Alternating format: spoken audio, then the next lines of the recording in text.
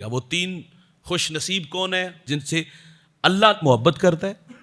پہلا فرمایا وہ شخص جو میدان جہاد میں اترے اور پھر وہ پیٹھ پھیر کے نہ بھاگے. بزدل مجاہد اللہ کے رسول فرماتے اللہ کو پسند ہے. اللہ کو بہادر مجاہد پسند ہے جو راہ خدا میں تلوار اٹھائے.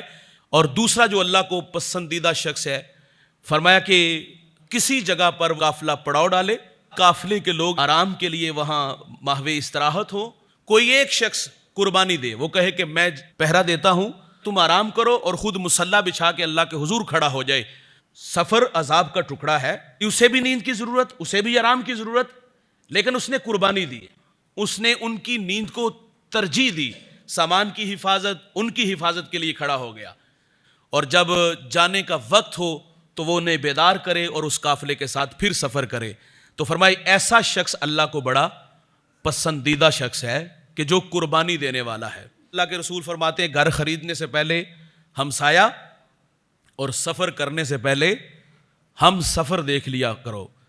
سفر کرنے والا آپ کے مزاج اور آپ کی طبیعت سے اس کا مزاج نہیں نہ ملتا تو سفر کرنا کتنا مشکل ہو جاتا ہے. بھائی جان حج عمرے کا سفر کرنا کتنا مشکل ہو جاتا ہے, عبادت میں حاض لطف نہیں آتا اگر مزاج کا ایک بندہ بھی نہ ہو. تو یہ قربانی دینے والے لوگوں کی کہانی ہے. اور دوران سفر آپ دیکھ لیں, ہم گاڑیوں میں سفر کرتے ہیں, بعض لوگ ایسے بھی دیکھیں کہ بوڑھے لوگ کھڑے ہوتے ہیں, 18-20 سال کا جوان سیٹ پہ بیٹھا ہے, حالانکہ خیال تو ہونا چاہیے نا کہ اس کو ترجیح دیں, اتنی بھی ہم قربانی نہیں دیتے.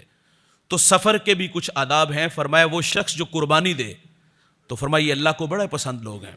اور تیسرے نمبر پہ فرمایا کہ جو اپنے ہمسائے کی تکلیف پہ صبر کرے.